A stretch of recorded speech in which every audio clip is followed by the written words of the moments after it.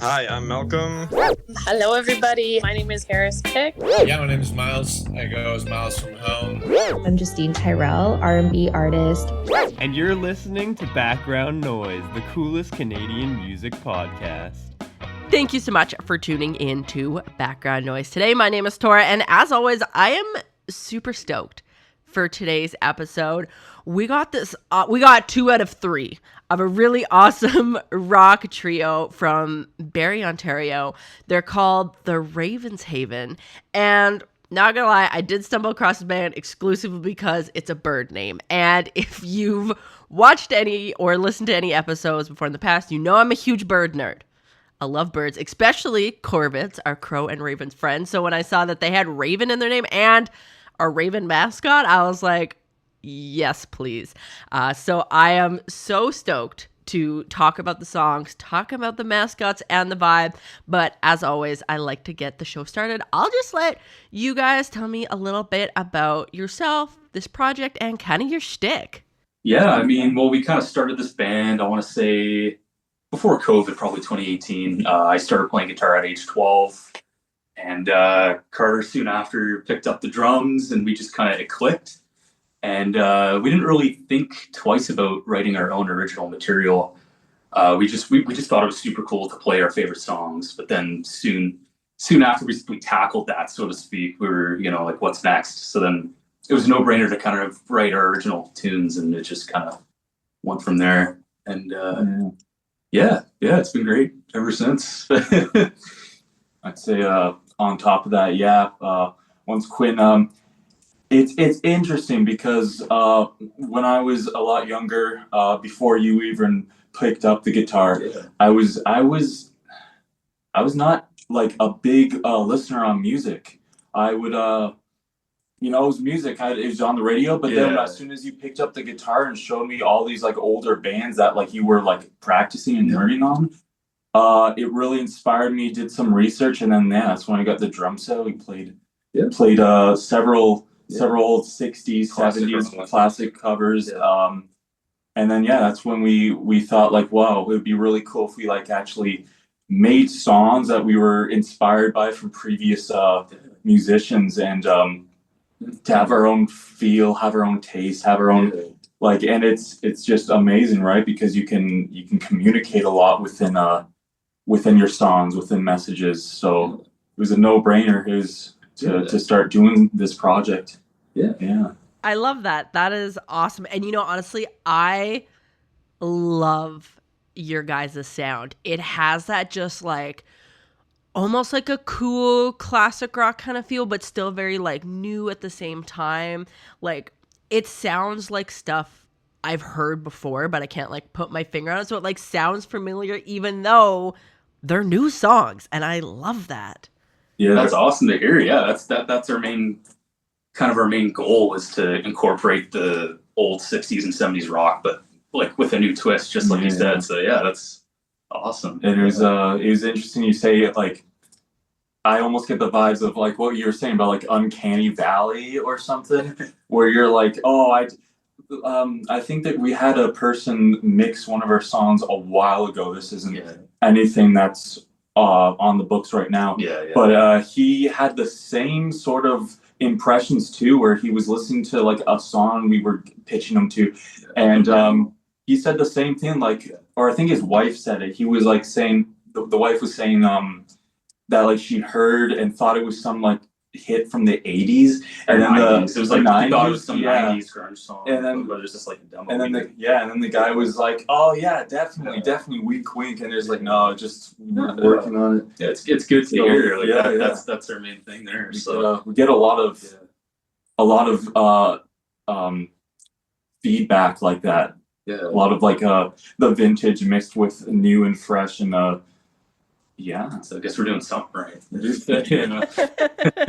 Awesome. We'll get into the songs in just a couple minutes here, but first, tell me about the name. What made you call yourselves the Ravenshaven? Yeah, like we've always had a fascination, like yourself, with birds and ravens, in particular ravens. But we're Irish. We're from Irish, descent. So that's our family crest. So like God feeds the ravens. So the Corbetts. Yeah, the Corbetts. So we always thought that was mysterious and interesting. and there was like an edge to it, so we just wanted to incorporate that in our sound and obviously like our name and our aesthetic too. So it just kind of didn't look back. It worked out. I mean, it just like, worked. We were thinking about names, and we were thinking over like the fundamentals of what you could name yourself and what was like we had a couple ideas floating around, but as soon as we thought of Ravens Haven, we're just like, yeah, that was it. Like we had no second thoughts. I think it just popped into mind. Like I don't really think we thought too deeply to come across that result. I think it just, I don't know. It was almost uncanny, almost like surreal that it just Ravens Haven. It's a no-brainer. It's kind of like a. Well, I think it was easy to make the full name because it kind of like is a rhyme of itself. It's easy to rolls off the tongue nicely. Yeah, it does. It does. Yeah. It was definitely like Raven something. Raven Haven, the act of like, of a raven like getting the scraps of food, or just the intention of the raven being mysterious is what we thought the name really sounded like.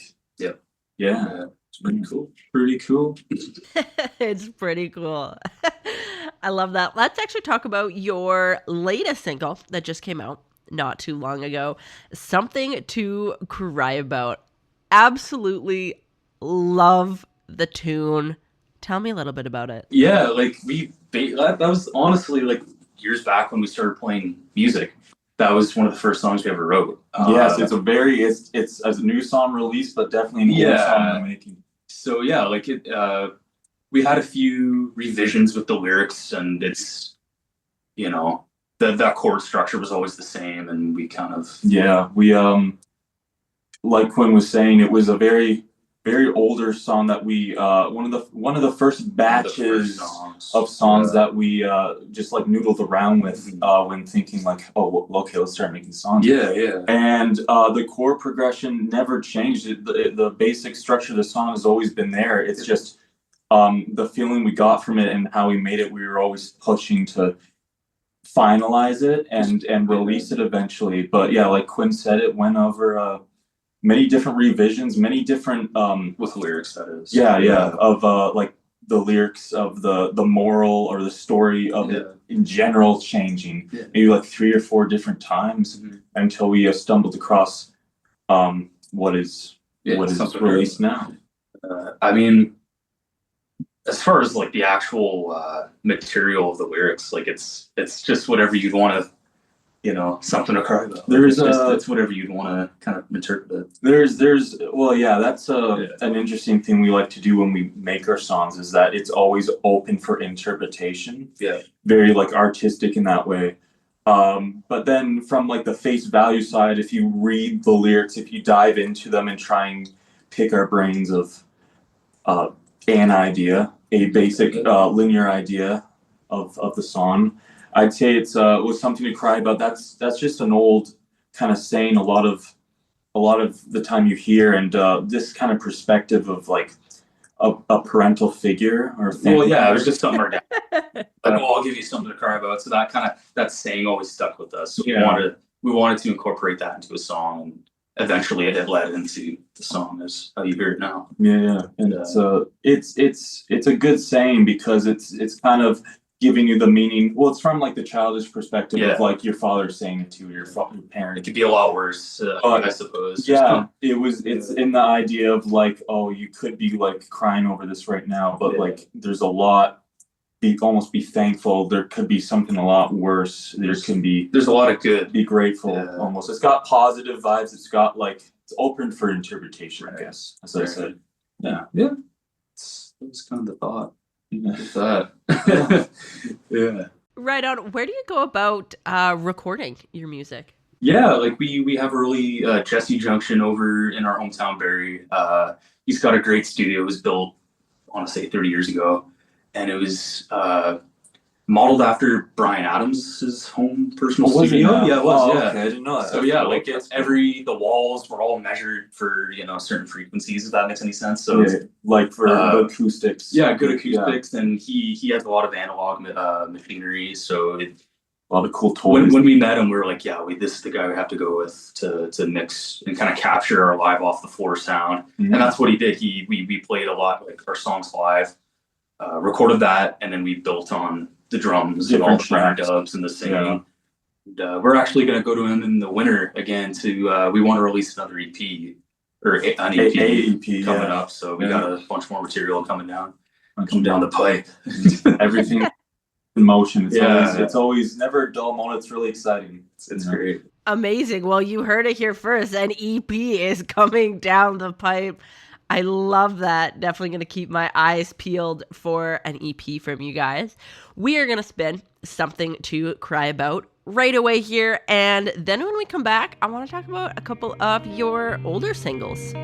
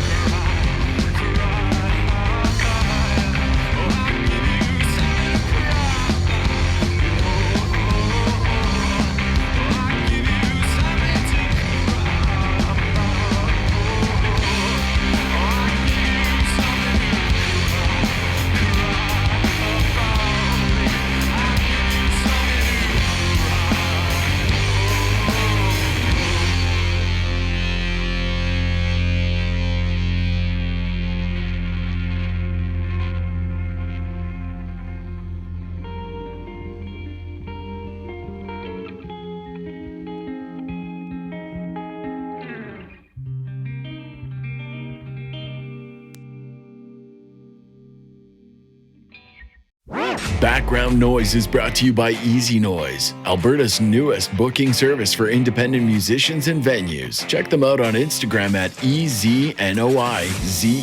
Get connected and make some noise. Now back to the show. We are back. Thank you so much for tuning into Background Noise today. My name is Tora, and we're sitting down with Quinn and Carter, couple brothers behind the awesome rock trio, the Ravenshaven, out of Barrie, Ontario.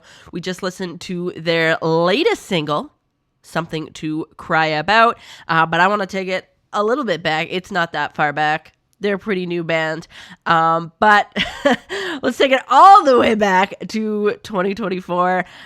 Your single, I Can't Complain. Why don't you tell me a bit about that song? Yeah, that was actually a great one because we sort of we got jamming at the rehearsal space, and it just it was like one of those lightning in a bottle kind of moments. Like we didn't have to think much of it. We came up with that main verse riff like just like that, and started throwing words at the wall, seeing what would stick. And it was probably about half an hour, and we finished the whole song. It was one of the best like memories of the past year being in this band. Yeah, it was. I remember specifically that song. Oh, as it was so far away now, back in 2024. I think it was recorded. No, it was recorded and then later released in the later months of 2024. Like Quinn said, it was kind of lightning in the bottle. It was actually interesting because we had started or made plans to go into the studio before recording these 6-7 songs. Yeah. And not that big. and it's true though, the 6-7. Yeah. 7 songs. Quantity. Yeah. And we were just thinking of like the material we've made before, what we've made recently before recording such songs. And it was very spur of the moment. We made it just from like a practice session.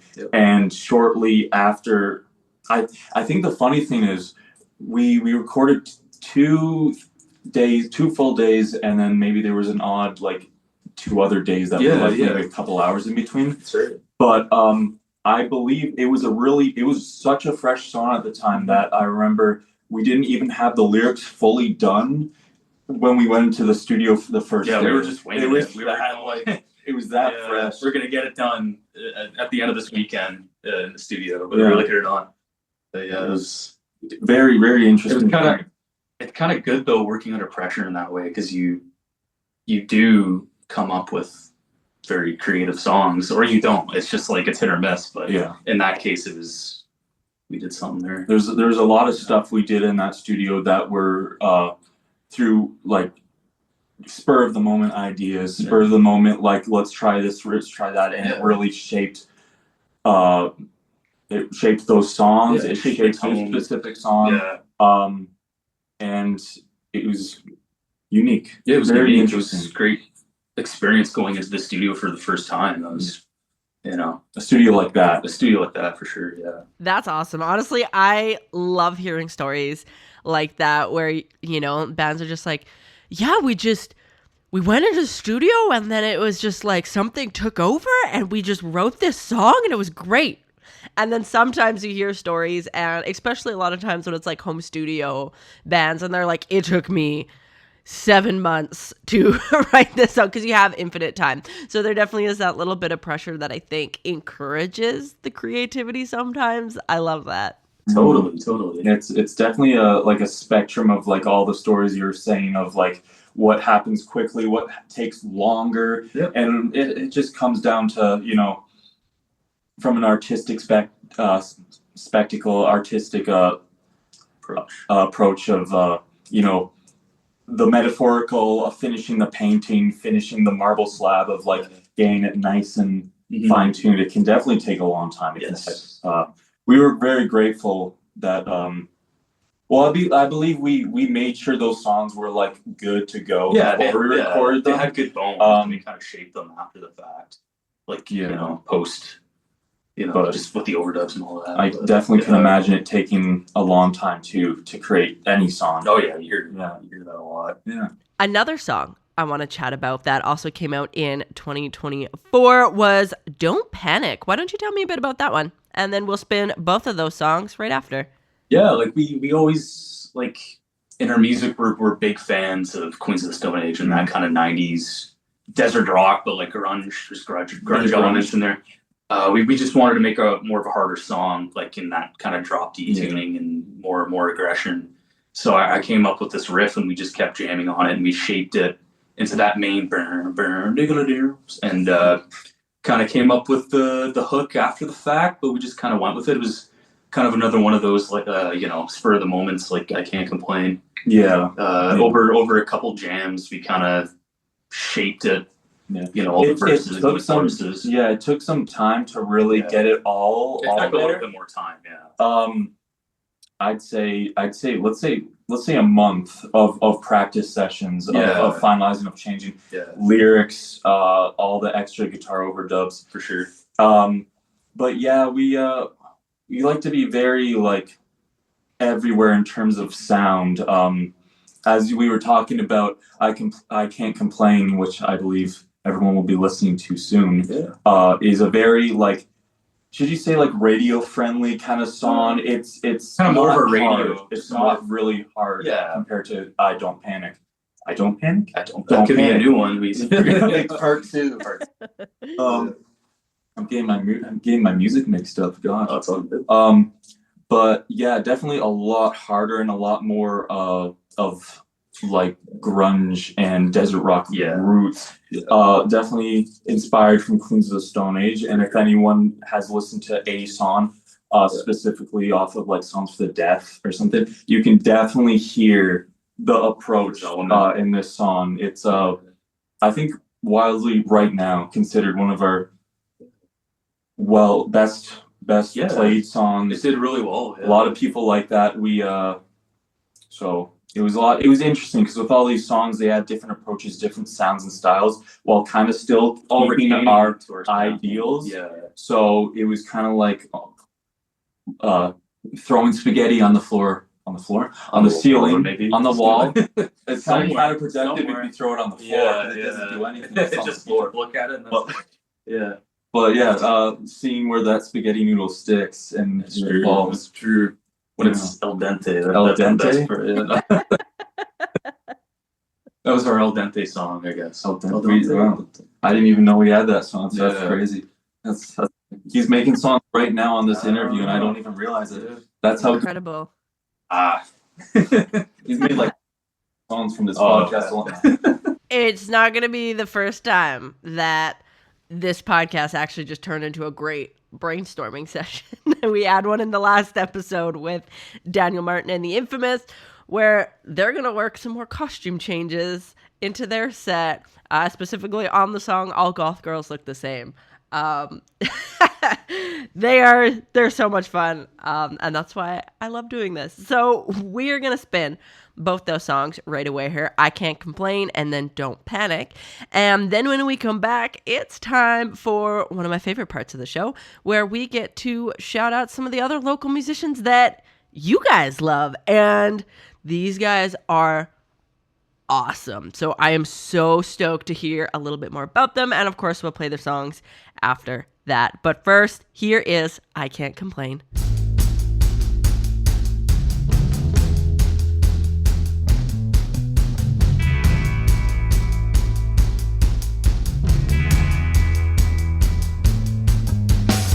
I can't complain.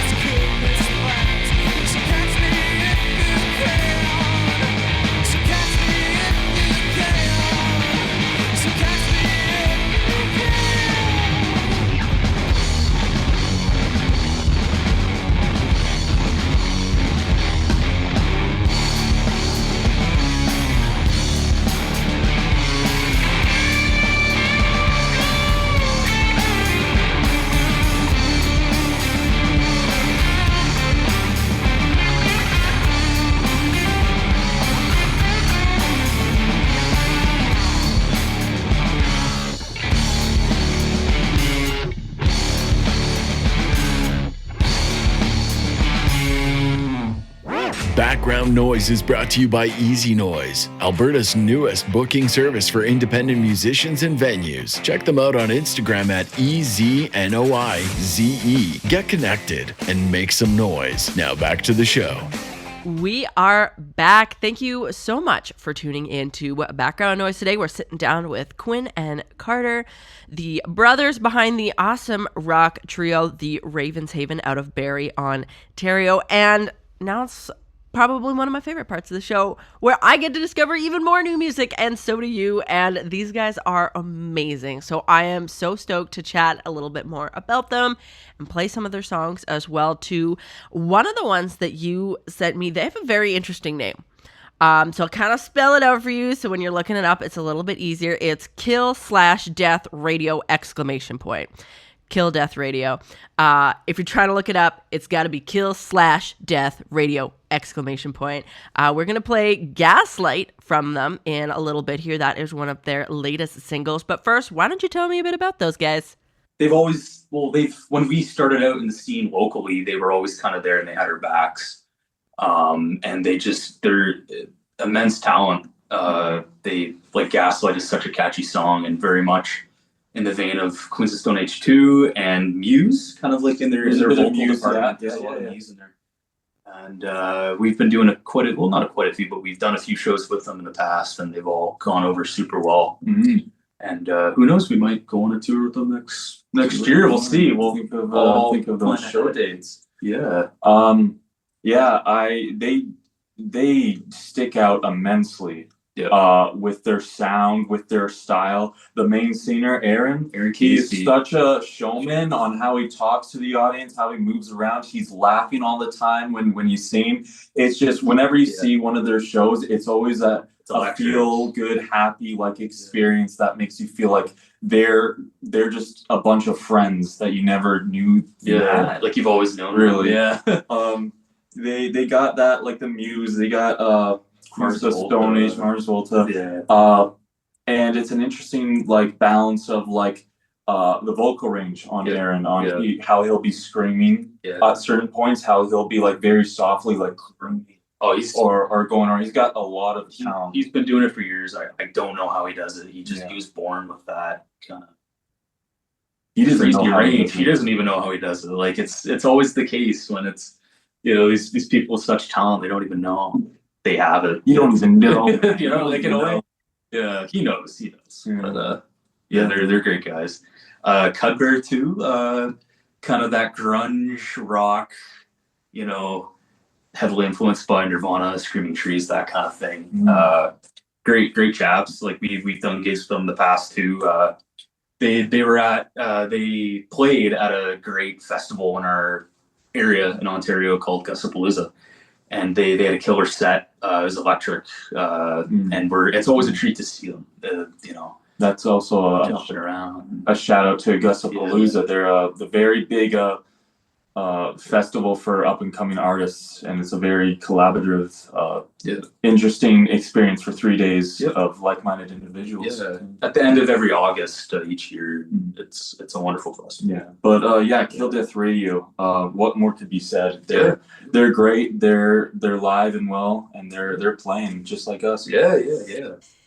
Hell yeah. And you mentioned Cudbear. We're going to play one of their songs as well, too, right away. Scallywag off of their 2025 album, Purple. Not to be confused with Stone Temple Pilots' Purple. Very different purple. The album itself, the cover is purple with this one, which is great. But why don't you tell me a bit about Cudbear? Yeah, we've known them for a few years now, and Bennett, great guy, super talented. Adam, and Keegan, they're great guys. Always supportive, always in the scene. Mm-hmm. And we've just been blown away with the music they've been releasing over the past few years. Especially Purple. It's a masterpiece in our eyes, and in many people's eyes. Yeah. I even like their classic, The First Fight. Yeah. There's an album with the little teddy bear. A lot of classics that I hum in my head just at work, casually. I'm they have an ask for that, with the earworm. Yeah, they're a very, very interesting. They're the alternative kind of grunge. I can see a lot of influences from Nirvana. For sure. And strangely enough, with or not strangely enough, what am I saying? Adam, the bass player, is always interesting because when they're playing a live set, then it's got like, sometimes they'll have like a top hat, sometimes they'll have like a theatrical kind of suit on it, and then Adam will he'll have like a random mask on, he'll have like face paint, and he's kind of like rocking like the Slipknot kind of stuff. It's hardcore. Yeah. It's it's like the yin and the yang, almost like playing off of each other. Yeah, it works. They're explosive live, and we always go up to see them when they do play. That's awesome. We're going to spin both those songs right away. But before we do, I know you had a little list there. Was there anybody else we missed on the list that you wanted to shout out as well from your area? Yeah, I had 2 mentions. I wasn't sure like if we were just going to be two concrete guys or if it was just like 2 from each of us. So I had 2 more. Shout out to Dead Mechanics. Another great Barrie band. There's a lot of the Barrie scene is very like rich with original bands, and you could go on a whole tangent and a whole list of plethoras of different talented bands. Sure, yeah. But Dead Mechanics is definitely on my list if I had to name top 10 Barrie bands that I like that are like independent, like such as ourselves. Yeah, they've been on the scene for years, and they're great guys. They're giant. They're all like 6 foot. Yeah, that's the big thing. They're all like freaking huge, but they're amazing. Like it's a party. It's a party when they're alive. And they played at Gustapalooza there too on the same night as Cubber, and it was a wonderful night. Yeah, you got the Duke. Yeah, Duke. Yeah, man. That's his nickname. Justin there. Yeah, Justin. He's got such a vocal range on yelling, on giving such emotion, and every time I listen to their songs, rattles me. I'm always like pumped up when I'm seeing them playing. They're playing actually recently at CW Coops. They're going on. Yeah, really good for like a punk rock kind of. Yeah, really good music venue in Barrie. Yeah. And they actually kind of mirror some of the inspirations that we have, I believe. Yeah. And it's very apparent. If you guys go to check them out, the Dead Mechanics, they got their 1 album right now. And is it Seattle? Is that the album? I think Seattle's the one of the songs. I don't believe it's actually the album name. But anytime you go to see them, they got such a explosive sound. Yeah, they have like an aura about them. Yeah, when you're in their presence, it's like they're just there. Yeah, they're there, and they're there. That's good stuff. And like the way they write their songs is like no other. I deeply love them. I think the one time I was talking to Duke and I was saying like, I'm hearing you play these songs where I can't find them. I need to listen to more of these. They're not streaming. They're not streaming, but I think they got some stuff in the works next couple months. End of the year, they got I think an album coming out that they announced at Gustapalooza. That's the only reason why I know. So it's almost like inside scoop. So there's them, Dead Mechanics, and I also listed KDR. I guess we were both on par with what we wanted, what we loved. Yeah, 2 minds, you know. Absolutely. Well, I have time. I can chuck in a Dead Mechanics song in there as well, because why not? So I will find one while we listen to Gaslight from Kill Death Radio, and then Scallywag from Cudbear, and then we'll toss in one from Dead Mechanics as well, just because why not? And then when we come back, we'll bring it back to you guys.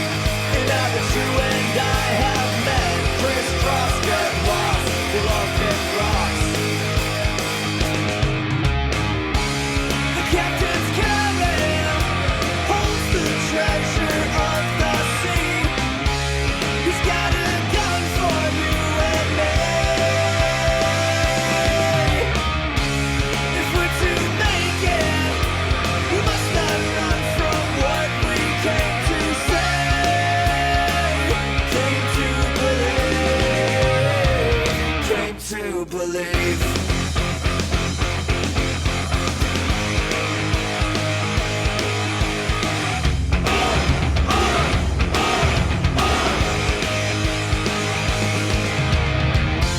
They seized our land and called it victory. They raid and trade under grandmother trees. At the turn of the 18th century,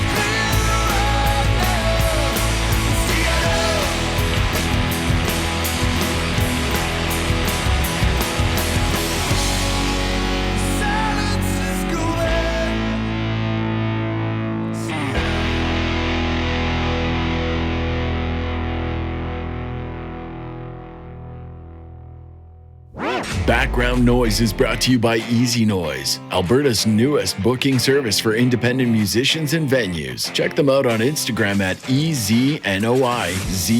Get connected and make some noise. Now back to the show. We are back. Thank you so much for tuning into Background Noise. Today we're chatting with Quinn and Carter from the Ravens Haven. Just this awesome rock group from Barrie, Ontario. Honestly, I can't get enough of your guys' sound. As we said earlier in the episode, like, it's really interesting because you sound so familiar, yet, like, I know you're a newer band. And, I mean, I've listened to the songs a few times, but that still doesn't negate the fact that, like, I feel like I've heard it all my life, and I love that. So I'm going to bring it back to one of your newer songs, Green Light. This is April 2025, but you guys also have a cool music video for that one as well. So why don't you tell me a bit about Green Light? Yeah, like it's just kind of one of those things when you like, for songwriters, it's just kind of like the realities of working a day job 9 to 5, and just,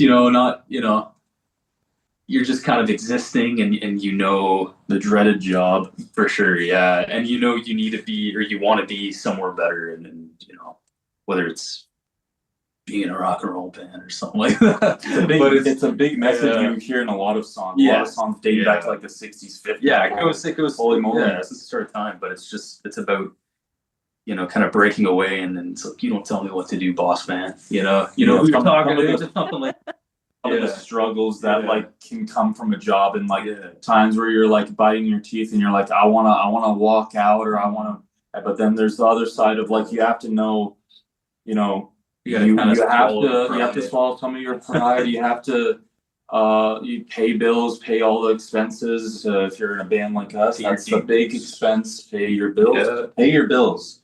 That's a big message. You gotta pay your bills, people. Yeah. Sucks, but they don't pay themselves. Ain't that the truth? And why don't you tell me a bit about the music video as well too, and then we'll spin Green Light right away here. Yeah, like shout out to Dominic Laverca. He's a great photographer in Barrie. He just kind of came onto the scene earlier in the year, and he offers a great, he does great photography.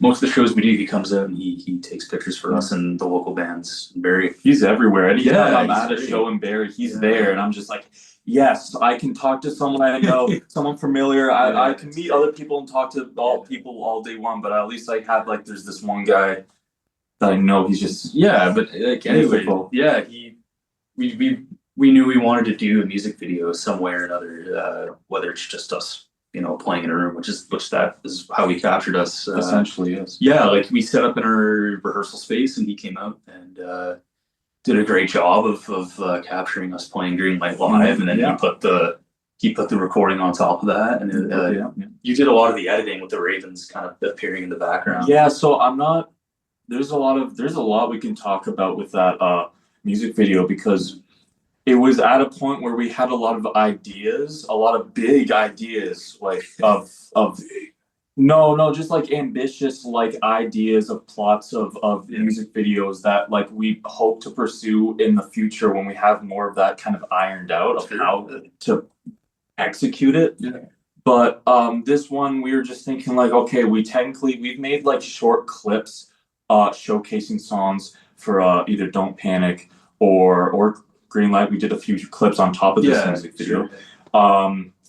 But we wanted to have like a concrete, like from start to finish music video. We haven't officially made one yet. So we were like, what can be the most simplest approach, but like that captures everything in the spirit of our band. Yeah, of what could be said more on such a honestly, like everything's there. It's cut and dry. It's not boring. It's just, we hope it's not boring. We hope. Yeah.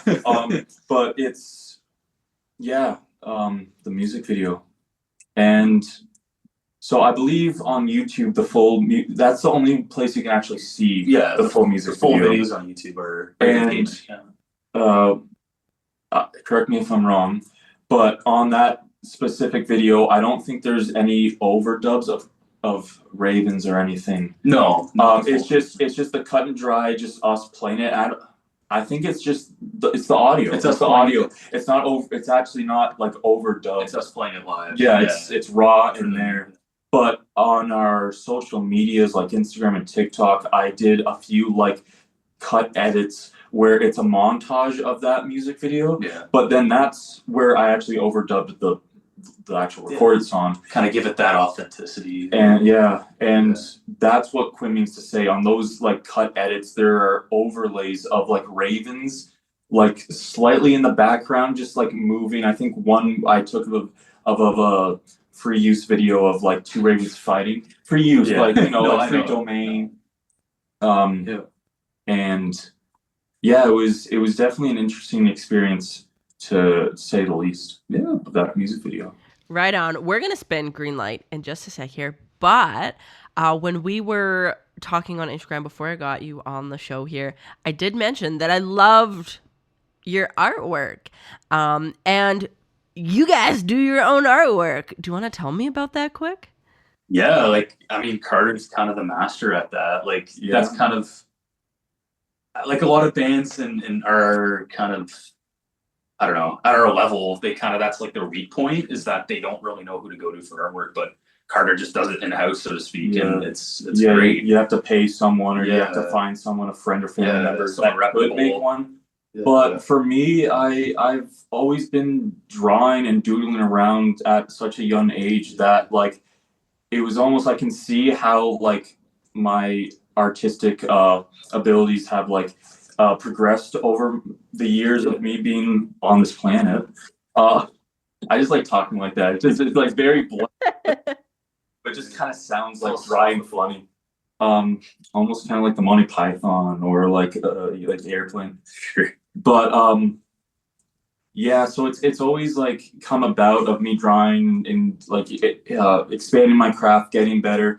And when we started this project of Ravens Haven, it was no exception for me to show some of my talent, some of my I think I'm a decent artist. I don't know. I'm no Picasso. No, I'm you're no Picasso. It's you kind of, we both have that vision, and then you can put that to life in your illustrations. I can't draw, so That's why I'm here. That's why Carter's here. Yeah, one of the reasons, But yeah, that's when you look at the as of right now, I think our current artwork for Something to Cry About is actually just a picture of us with the Raven mascot. Yeah, and Dominic. Dominic also did Again, shout out to him. He captured those photos. that. For Yeah, us. but everything else, if you follow us on Instagram, if you see our other artwork for singles, that's all hand drawn, Yeah, and it's all done there. I just think it's very expressive and more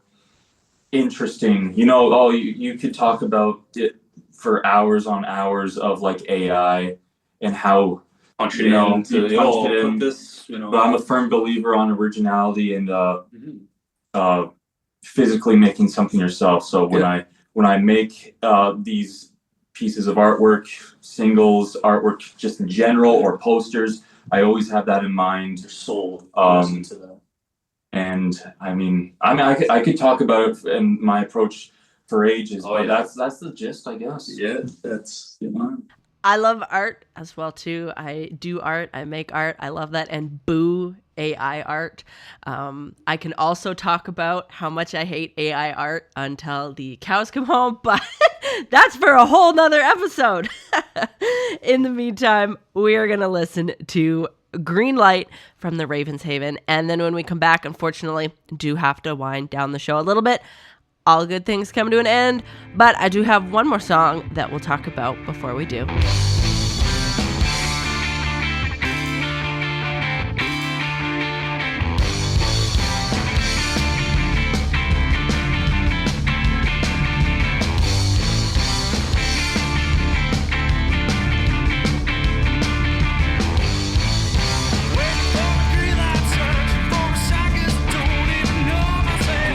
Waiting for a green light, searching for a second, don't even know myself.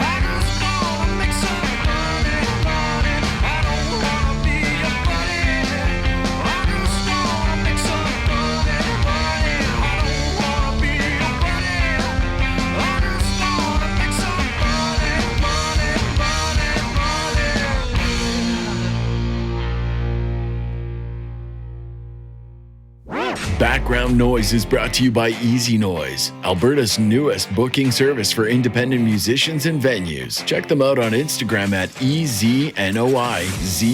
Get connected and make some noise. Now back to the show. We are back. Thank you so much for tuning into Background Noise today. I hope you enjoyed the episode as much as I did. We're chatting with Quinn and Carter from the Ravens Haven, just this awesome rock trio from Barrie, Ontario.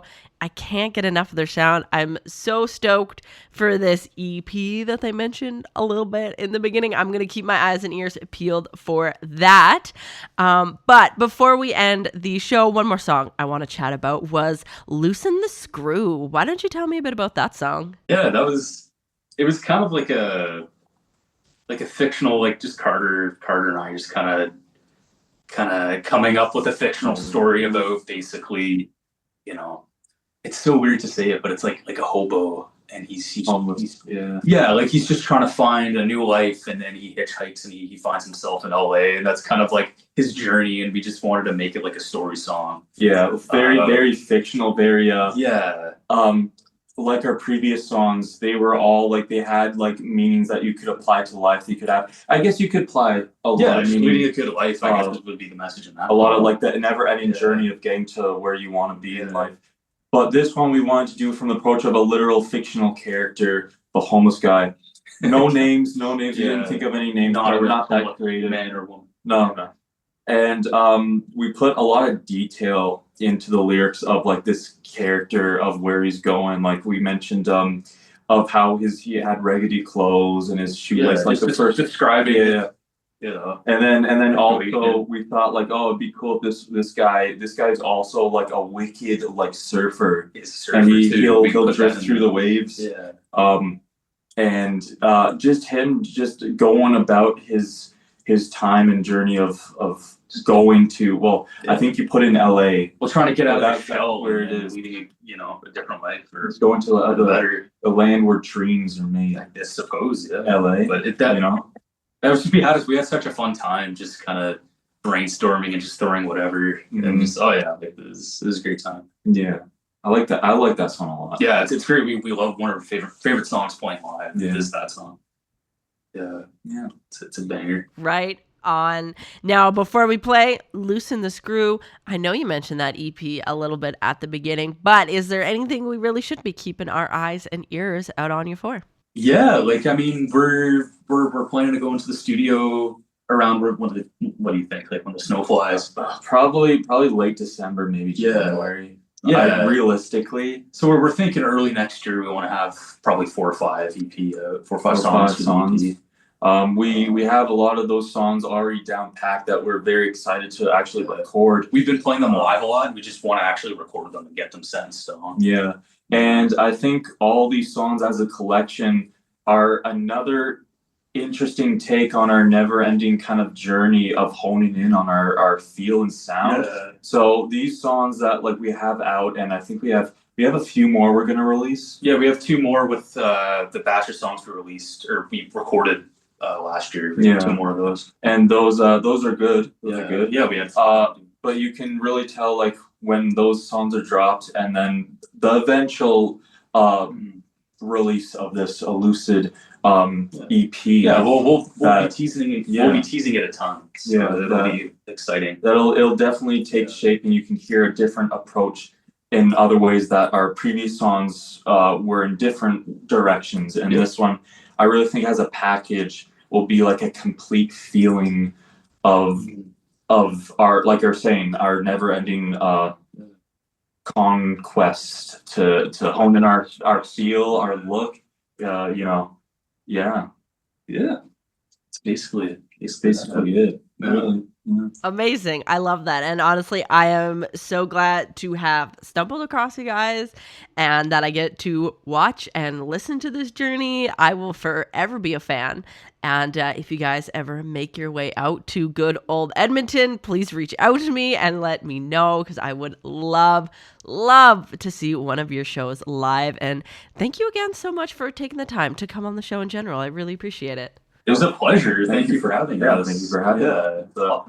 I always love podcasts because you can always talk so much about different approaches, and And every podcast is different. Like the questions we've been asked before. Great. This podcast, we're always diving into different areas of our brand, of our band, and it's always interesting to actually like dive deeper into things that like, oh shoot, I wasn't even thinking about it that. inspires us. It actually does inspire us to constantly be thinking of the idea. It's a great time. Thank you. Amazing. Well, I love hearing it, and I love hearing all the stories. So again, thank you so much for coming on the show. This is Loosen the Screw from the Ravens Haven.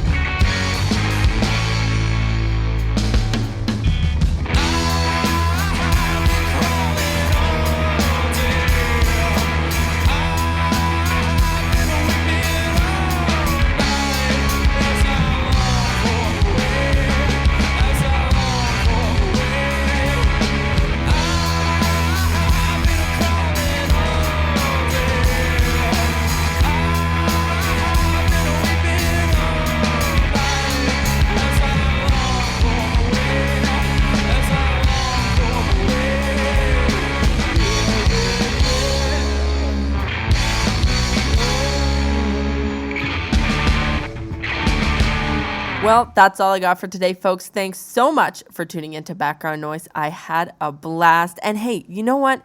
If you're a Canadian musician as well and you're thinking, I want to be on the show, just click the link in our Instagram bio at Background Noise the Show, and we'll try to set something up.